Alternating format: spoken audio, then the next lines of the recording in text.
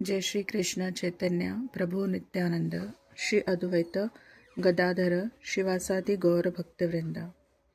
हरे कृष्ण कृष्ण कृष्ण हरे हरे, हरे राम राम राम हरे हरे। श्रील प्रभुपाद की जय।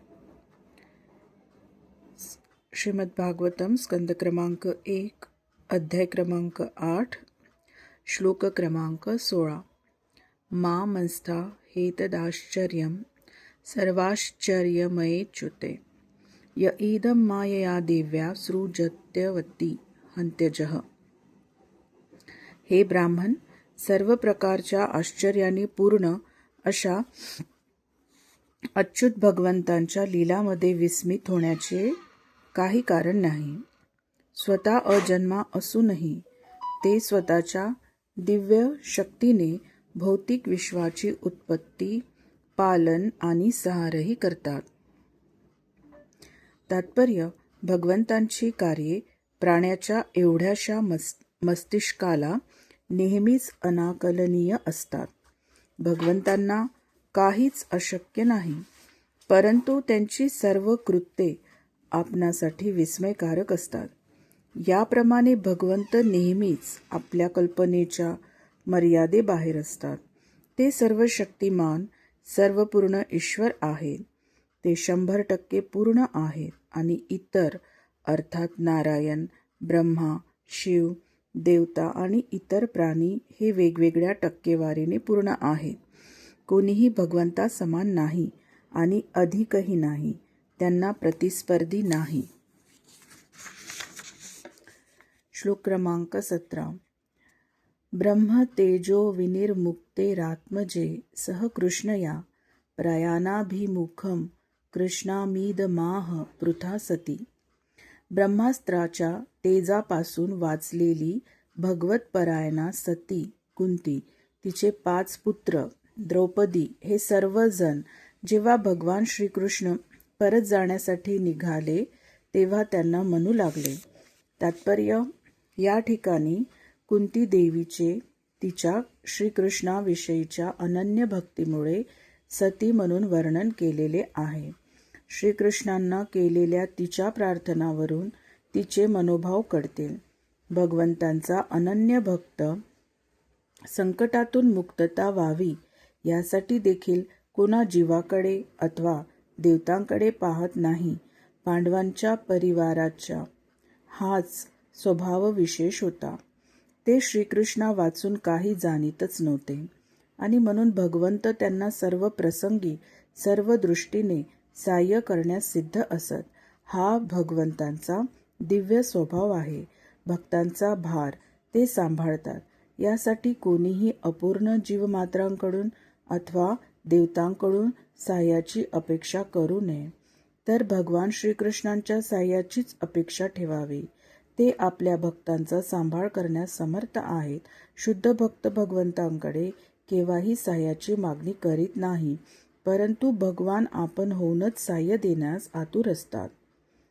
श्लोक क्रमांक 18। कुंतीवाच नमस्ते पुरुषं त्वादमीश्वरं प्रकृते परम अलक्ष्यं सर्वभूतानामंतर बहिरवस्थितम्।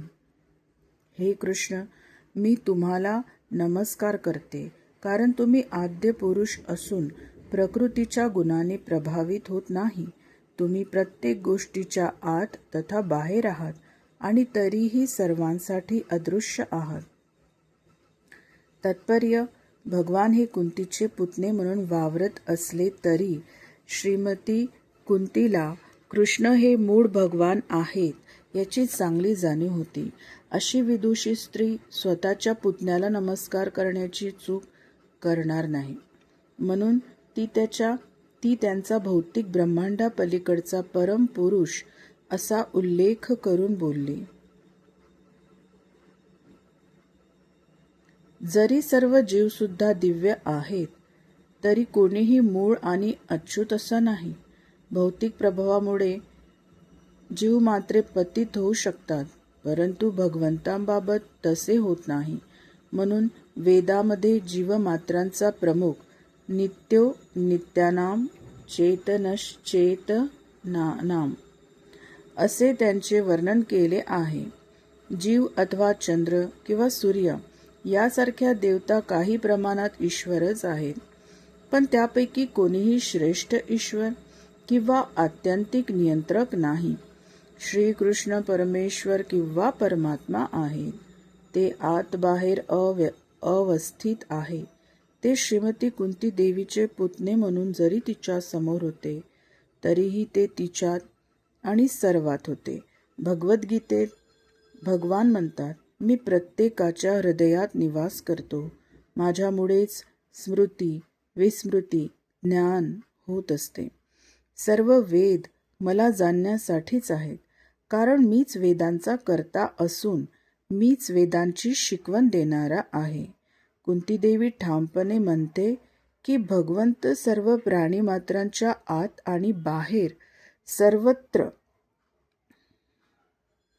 असले तरी दृष्टीत येत नाहीत. तसे म्हटले तर भगवान म्हणजे सामान्य माणसांसाठी एक कोडे आहे. तथापि श्रीकृष्ण आपल्या समक्ष उपस्थित असूनही अश्वत्थामाच्या ब्रह्मास्त्रापासून उत्तरेचा गर्भ वाचविण्यासाठी ते तिच्या गर्भात प्रविष्ट झाले होते. याचा कुंती महाराणीने साक्षात्कार केला होता. कुंतीदेवी स्वतः देखील श्रीकृष्ण सर्वस्थित आहेत की स्थानविशिष्ट आहेत याविषयी कोड्यात पडली. खरे पाहता ते दोन्हीही आहेत, परंतु ज्यांनी त्यांचा आश्रय घेतलेला नाही त्यांच्यासाठी प्रकट होणे अथवा न होणे ही त्यांचीच इच्छा आहे, आणि त्यांना अशा लोकांपासून अदृश्य ठेवणारे जे आवरण आहे ती परमप्रभूंची मायाशक्ती आहे. ही शक्ती बंडखोर आत्म्यांच्या मर्यादित दृष्टींचे नियंत्रण करते, हे पुढे स्पष्ट केलेले आहे. श्लोक क्रमांक 19. माया जवनिका आच्छनम अज्ञा अधोक्षजम अव्ययम न लक्ष्यसे मृडदृशा नटनाट्यधर यथा. तुम्ही इंद्रियांच्या जाणीवेच्या मर्यादित कक्षेपलीकडे आहात. तसेच शाश्वत निर्दोष तत्व असे तुम्ही भ्रमकारी मायाशक्तीच्या आवरणाने आवृत्त आहात. ज्याप्रमाणे नाटकात पोशाख केलेला नट ओळखू येत नाही, त्याप्रमाणे मूढ जन तुम्हाला ओळखू शकत नाही. तात्पर्य: भगवद्गीतेत भगवान श्रीकृष्ण असे निक्षून सांगतात की मूर्ख लोक त्यांना चुकीने सामान्य मनुष्य समजतात आणि त्यांची अवहेलना करतात. कुंतीदेवीने याच गोष्टीला येथे दुजोरा दिलेला आहे. जे भगवंतांच्या अधिकाराविरुद्ध बंडखोरी करतात ते अल्पबुद्धीचे लोक होत. असे लोक असुर म्हणून ओळखले जातात.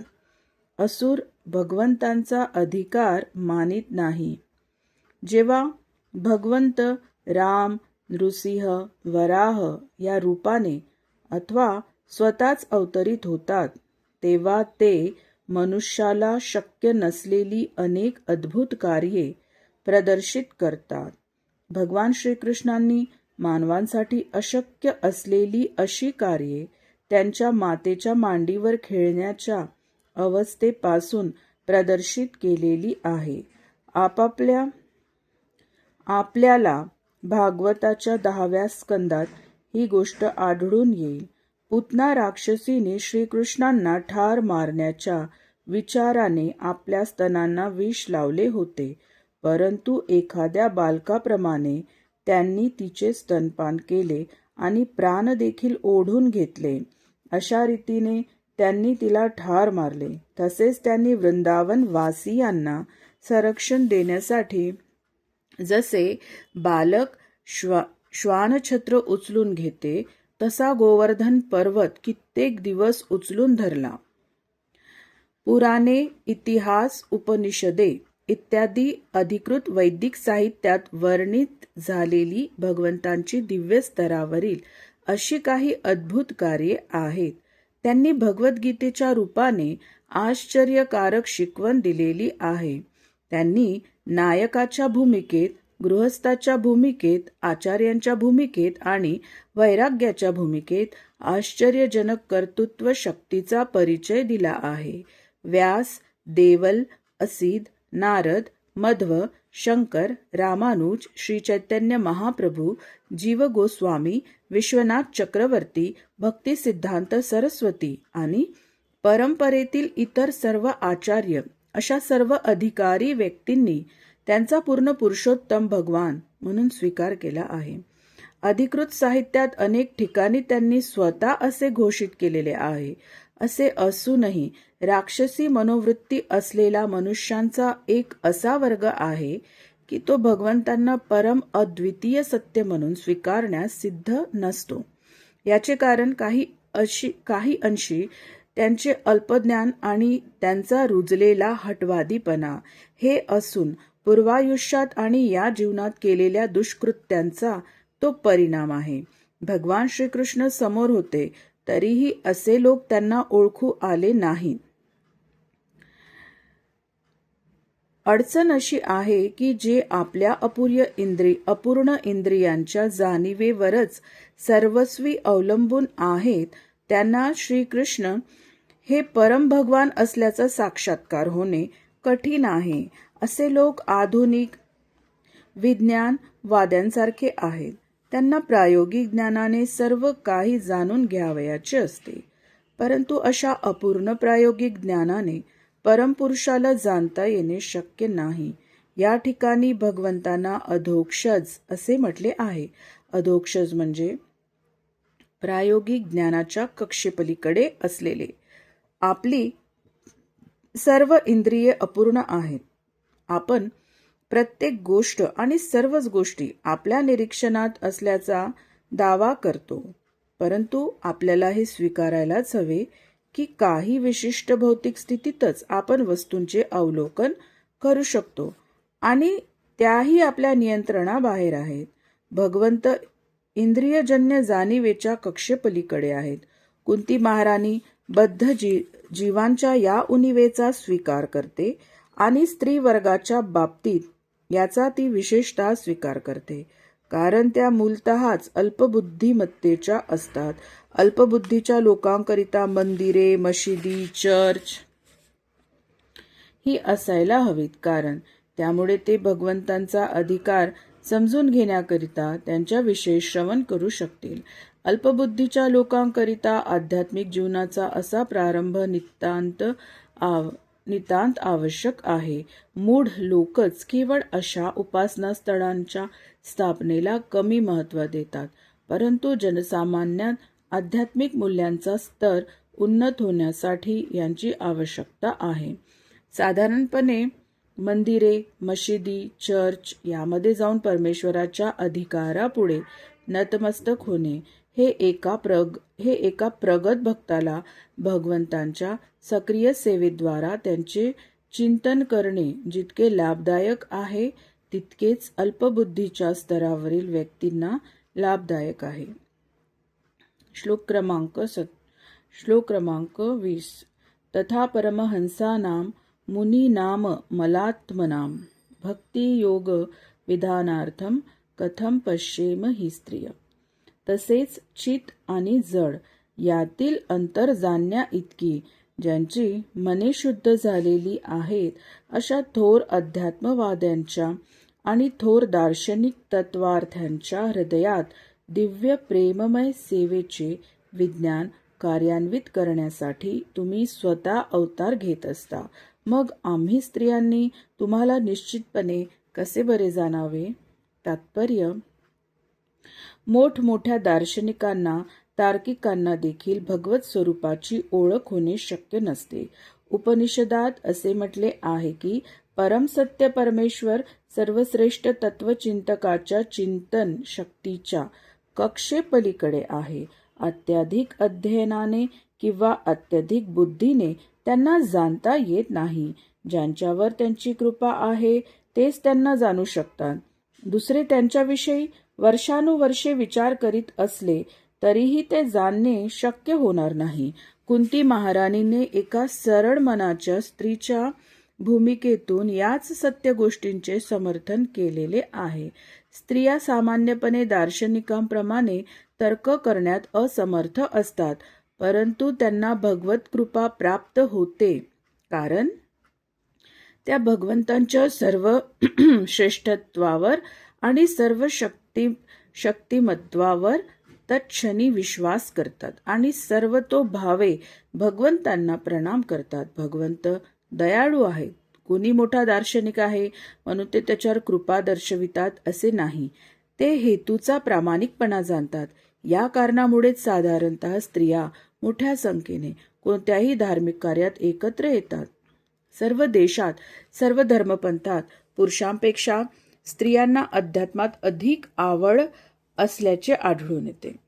भगवंतांच्या अधिकाराचा साधेपणाने केलेला स्वीकार हा दिखाऊ, अप्रामाणिक धार्मिक श्रद्धेपेक्षा अधिक परिणामकारक असतो. हरे कृष्ण कृष्ण कृष्ण हरे हरे, हरे राम राम राम हरे हरे.